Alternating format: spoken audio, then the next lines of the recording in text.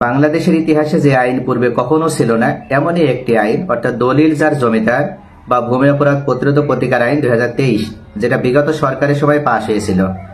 মূলত এই আইনের উদ্দেশ্য ছিল যে সত্যিকার অর্থে জমির প্রকৃত মালিক যারা, তারাই জমির মালিকানা লাভ করবে এবং অবৈধ দখলকারী অবৈধভাবে ভোগ দখল করার মাধ্যমে বা জোর জবরদখলের মাধ্যমে ক্ষমতা ব্যবহার করার মাধ্যমে যারা অন্যকে জমি থেকে বিতাড়িত করে সেই জমির মালিকানা লাভ করত, তাদের মালিকানা লাভ করার পথ চিরদিনের জন্য বন্ধ করে দেওয়া। আর যারা এই ধরনের পন্থা অবলম্বন করে এখনো জমির মালিকানা লাভ করতে চায়, তাদেরকে ভূমিদস্যু হিসেবে সাব্যস্ত করা এবং তাদেরকে ভূমিদস্যুতার আইনের মাধ্যমে, এই ভূমি অপরাধ প্রতিরোধ ও প্রতিকার আইনের মাধ্যমে সর্বোচ্চ শাস্তি প্রদান করা। এমন শাস্তি প্রদান করা যেন তারা কখনো জমির প্রকৃত মালিক যারা, তাদের অনুপস্থিতির সুযোগ নিয়েও জমির প্রকৃত মালিককে তাদের জমির মালিকানা থেকে বিতাড়িত করার চেষ্টা না করে। আর এক্ষেত্রে এই আইনের মাধ্যমে কোনো ব্যক্তি ভূমিদস্যু এটা প্রমাণিত হলে তাকে সর্বোচ্চ 7 বছর পর্যন্ত জেল প্রদান করার বিধান রাখা হয়েছে। এমনকি তার কাছ থেকে সর্বোচ্চ 10 লক্ষ টাকা পরিমাণে আর্থিক দণ্ডে দণ্ডিত করারও বিধান রাখা হয়েছে। এরপরও যদি কোনো ব্যক্তি এ ধরনের অন্যায়মূলক কাজের সাথে জড়িত হয়, তাহলে তাকে ফৌজদারি কার্যবিধির মাধ্যমে তাকে শাস্তির প্রদান করা হবে এবং তাকে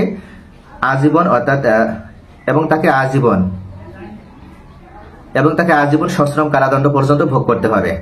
বিগত সরকারের মাননীয় ভূমিমন্ত্রী, তৎকালীন ভূমিমন্ত্রী সাইফুজ্জামান চৌধুরীর ঐকান্তিক প্রচেষ্টা আইনটি পাশ হলেও এই আইনের বিধিমালা তৎকালীন সরকার প্রকাশ করেনি। কেননা তৎকালীন সরকারের ভিতরে ঘাপটি মেরেছিল বিভিন্ন ধরনের ভূমিদস্যু।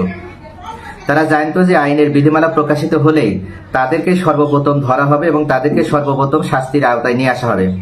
যার কারণে তৎকালীন ভূমিদস্যুরা যারা সরকারের ভিতরে, মন্ত্রী সভার ভিতরে, ক্যাবিনেটের ভিতরে যারা ঘাপটি মেরেছিল, তারা সরকারকে প্রভাবিত করে আইনের বিধিমালা প্রকাশ হতে দেয়নি। তবে ভাগ্য বিগত সরকারের সহায় হয়নি। তারা 5ই আগস্টের ছাত্র জনতার গণ অভ্যুত্থানের মাধ্যমে দেশ থেকে বিদায় নিতে বাধ্য হয়। এমনকি তারা বিদায় নেয়নি, তারা চিরতরের জন্য এই দেশ থেকে পালাতে বাধ্য হয়েছে। তারা সকলেই ভীত ছিল যে তাদের যে দুর্নীতি বা তারা যে দেশে হয়তো লুটপাট করেছে, সেটার বিচার শুরু হলে তারা সকলেই দোষী সাব্যস্ত হবে। এই কারণে তারা সকলেই দেশ থেকে চিরদিনের জন্য পালাতে বাধ্য হয়েছে।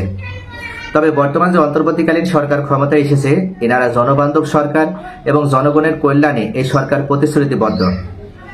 এই অন্তর্বর্তীকালীন সরকার ডক্টর মোহাম্মদ ইউনূসের নেতৃত্বে গঠিত হওয়ার পরপরই অন্তর্বর্তীকালীন সরকারের পক্ষ থেকে সর্বপ্রথম ভূমি মন্ত্রণালয়কে ঢেলে সাজানোর জন্য এবং ভূমি মন্ত্রণালয় থেকে দুর্নীতি অনিয়ম দূরীভূত করার জন্য এবং জোরপূর্বক কেউ যেন কারোর জমি দখল করতে না পারে, কারোর বাড়ি দখল করতে না পারে, কাউকে তার মালিকানা থেকে যেন বিতাড়িত করতে না পারে, তার জন্যই মূলত এই ভূমি অপরাধ প্রতিরোধ প্রতিকার আইন বা দলিল যার জমিদার আইনের বিধিমালাটা প্রকাশ করা হয়। এই আইনের বিধিমালা প্রকাশিত হলেও এখনো পর্যন্ত অনেকেই জানে না যে এই ভূমি অপরাধ প্রতিরোধ প্রতিকার আইন বা দলিল যার জমিদার আইনের মাধ্যমেও 2 শ্রেণীর দখলদারকে বৈধতা দেওয়া হয়েছে। অনেক ব্যক্তি বিষয়টি সম্পর্কে এখনো অজ্ঞতাবশত, অনেক ব্যক্তি বিষয়টি সম্পর্কে এখনো জানে না এবং তারা এই বিষয়টি সম্পর্কে জানার চেষ্টাও করে না। তাদের জন্য আজকের এই ভিডিওটি, যাদের জন্য মূলত 2 শ্রেণীর দখলদার যারা এই আইনের মাধ্যমেও তারা দখল সত্ত্বেই জমির মালিকানা লাভ করতে পারবে। ব্যক্তির দলিল নেই বা কোনো একজন ব্যক্তির রেকর্ড খতিয়ান কোনো কিছুই নেই, অথচ দখলেই আবার জমির মালিকানা লাভ করা যাবে। এটা শুনতে আসলে কেমন মনে হচ্ছে? কেননা দলিল যার জমিদার আইনটি পাশ হওয়ার মাধ্যমে এবং আইনটির বিধিমালা প্রকাশিত হওয়ার মাধ্যমেই তো চিরদিনের জন্য দখল সত্ত্ব এই দেশ থেকে বিতাড়িত করে দেওয়া হয়েছে। অর্থাৎ দখল সত্ত্বের মাধ্যমে কোনো ব্যক্তি আর জমির মালিকানা লাভ করতে পারবে না। তাহলে আবার দখল দিয়ে কিভাবে, তাও 2 শ্রেণীর ব্যক্তি, 1 শ্রেণীর না, 2 শ্রেণীর ব্যক্তি জমির মালিকানা লাভ করতে পারবে? 1 নম্বরে যে ব্যক্তির রেকর্ড খতিয়ান বা দলিলের প্রয়োজন হবে না, শুধু দখল থাকতে জমির মালিকানা লাভ করতে পারবে, সেই ব্যক্তিটি হচ্ছে একটানা 12 বছর যদি কোনো ব্যক্তি মালিকানাধীন জমি উনি ভোগ দখল করতে পারে।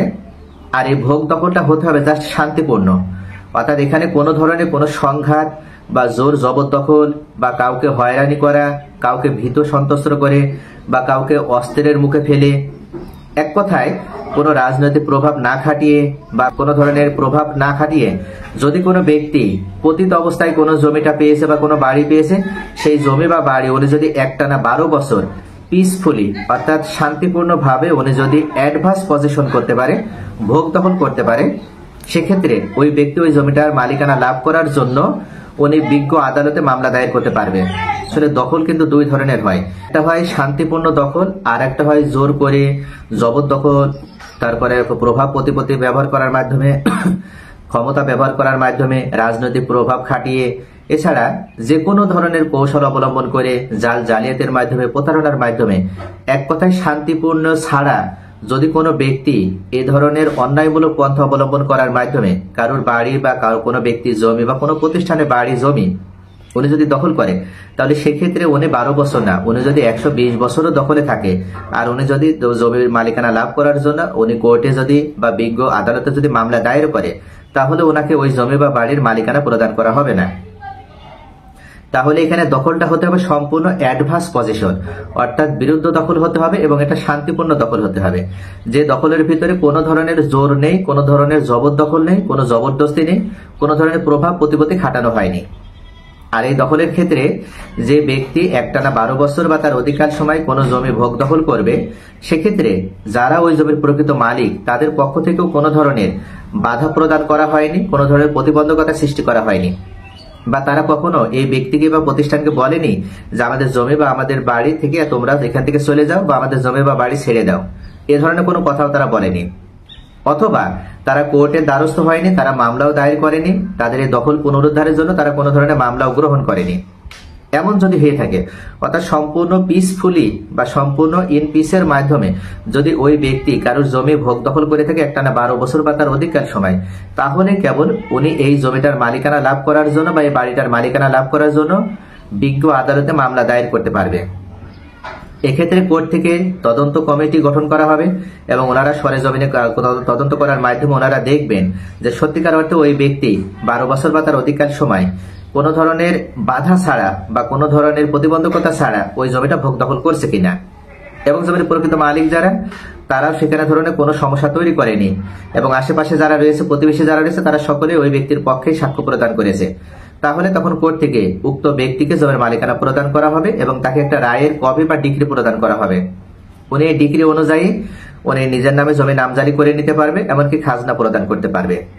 এবং এভাবে বর্তমান দলিলদার জমিদার আইনের মাধ্যমেও বা ভূমি অপরাধ প্রতিরোধক প্রতিকার আইনের মাধ্যমেও কোনো ব্যক্তি চাইলেই এভাবেও মূলত, অর্থাৎ দলিল রেকর্ড না থাকলেও উনি এই দখল সত্ত্বেও কিন্তু জমির মালিকানা লাভ করতে পারবে।